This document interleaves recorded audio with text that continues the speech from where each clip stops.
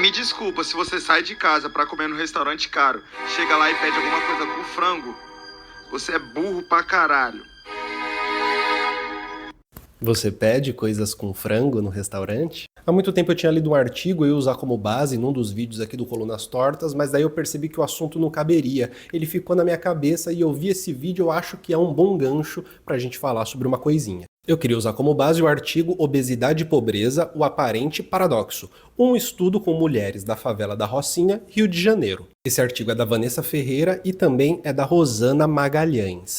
O que elas fizeram? Elas foram até o Centro Municipal de Saúde da Gávea e elas começaram a entrevistar 12 mulheres que eram obesas e que moravam na Rocinha. Para participar dessas entrevistas, a pessoa tinha que ser diagnosticada com obesidade e tinha que atender certos critérios socioeconômicos, né? Que o grande ponto do artigo é falar sobre obesidade e pobreza. E o primeiro dado interessante é que a maioria dessas mulheres não eram do Rio de Janeiro, elas eram migrantes internas do Nordeste. E elas diziam que antes de ir para o Rio de Janeiro, elas comiam aquilo que a terra poderia dar no roçado. E o que a terra poderia dar no roçado? E elas descrevem o seguinte: abóbora, batata, inhame, feijão, milho, mandioca, para fazer diferentes coisas com esses alimentos. Perceba, anota isso. Indo para o Rio de Janeiro, a vida não ficou mais fácil, né? A quantidade de trabalho, jornada dupla de trabalho mesmo, continuou e continua. O lance é que agora a dinâmica alimentar se modificou, porque todo o alimento precisa ser comprado e sempre com dinheiro à vista, o que sinaliza que essas mulheres não têm acesso a crédito. A alimentação dessas 12 entrevistadas eram alimentações que, tirando o almoço, elas não eram tão habituais, não eram tão padronizadas. Mas no almoço você tinha um padrão, que é o trinômio: arroz, feijão e carne.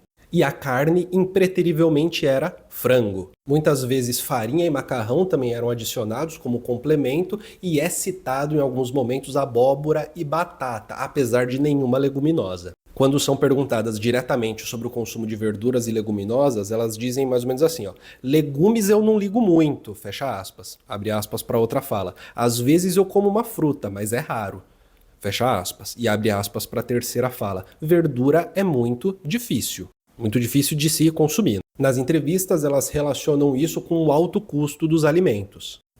Entre aspas aqui, né?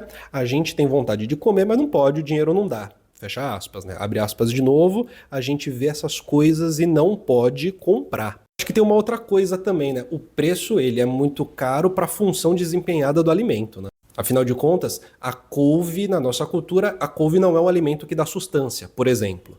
Aí você vai gastar R$2 no maço de couve, quando você poderia completar esses R$2 em batata, arroz, feijão, meio que assim, né? Eu colocaria dessa maneira. Há um gosto por fritura que é muito citado também. Batata frita, polenta, frango frito, carne de porco frita, são as coisas mais citadas. E tem alimentos preferidos que geralmente são carnes ricas em gordura, como carne de porco, feijoada e a carne seca.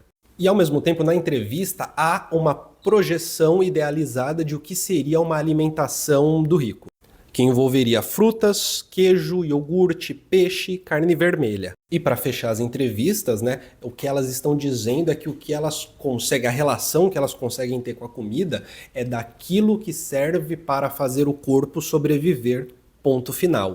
O que evidentemente fica claro é que existem outros alimentos citados por essas mulheres que não fazem o corpo sobreviver meramente. São aqueles os preferidos, né, tudo mais. Existe uma dimensão que ela está para além da sobrevivência na alimentação.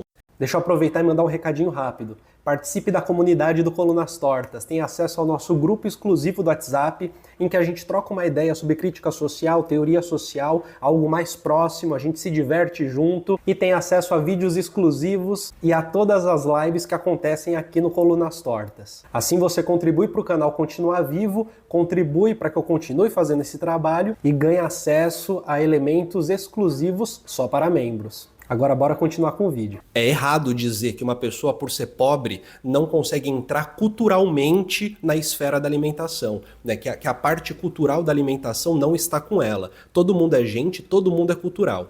O que acontece é que quando a gente vai verbalizar a maneira como a gente lida com os diferentes aspectos culturais, principalmente relacionado à alimentação, quando a gente vai verbalizar isso, a gente acaba falando daquilo que meio que faz com que o nosso cotidiano tenha comida nele. E no caso delas, pessoas da Rocinha, com pouquíssima grana, O que faz parte é a alimentação que sustenta, que é arroz e feijão principalmente. As outras comidas não podem ser compradas, mas é compreensível que há um aspecto que está muito para além da sobrevivência ao se perceber a existência das outras comidas. E o que é muito legal também é que não tem nenhum olhar de desdém, né? Não é como se fosse frescura comer algo gostoso. Pelo contrário, a relação é muito sincera. Esse algo gostoso eu não vou poder comprar porque eu não tenho grana. É isso. E aqui chega numa parte muito interessante, que quando elas são perguntadas acerca do consumo de ultraprocessados, olha essas respostas, que coisa maravilhosa, né?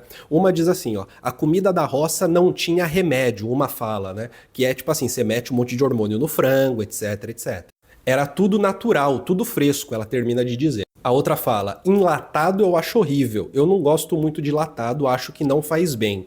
E quando é industrializado, uma terceira resposta é: essas coisas industrializadas eu não compro, você não sabe onde foi feito. Refrigerante eu não gosto, porque eu acho que não faz bem. Isso, é claro, excluindo os alimentos que são diet, e esses são percebidos de uma maneira positiva. E aqui chega na parte que eu acho que é mais interessante, né, das entrevistas, que é quando, ao ser questionado sobre o corpo mesmo, a relação que tem com o corpo, é perceptível que ter um corpo gordo e a maneira como se percebe no corpo gordo tem pouco a ver com estética, tem a ver com performance. O corpo magro parece ser aquele que faz as coisas de um jeito mais ágil. Uma entrevistada chega a dizer: você magra faz as coisas rápido, gordo não, cansa. Mas ao mesmo tempo também aparece uma outra coisa, que é a seguinte fala: perder peso é ficar magra, é ficar doente sem comida. Percebe que interessante? É uma dimensão da relação com o próprio corpo e com o mundo exterior, e logo em seguida o que aparece é uma percepção relacionada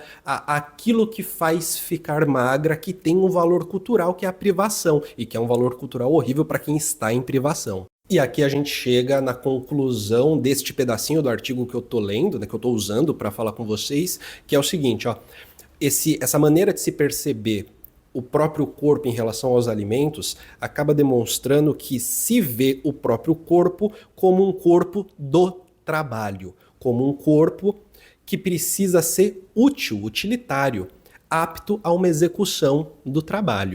Michel Foucault fala de sociedade disciplinar, corpos dóceis e como que o poder marca nosso corpo. E talvez nessas falas a gente percebe como que na marcação do poder em cima do corpo, que nos disciplina para o trabalho o tempo todo, desde sempre, a nossa própria percepção sobre o corpo pode muitas vezes, e muitas vezes de fato é relacionada à possibilidade de executar um trabalho. Isso não é um problema individual, né? Não é um problema individual da concepção dessas entrevistadas.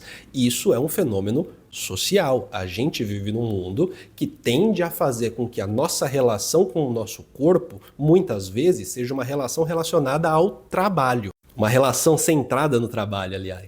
E é nesse momento que o corpo se perde, é nesse momento que as multiplicidades de coisas que se pode ter em relação ao corpo acaba se perdendo. A gente vive num sistema que faz com que o nosso corpo seja só, unicamente, ferramenta de trabalho.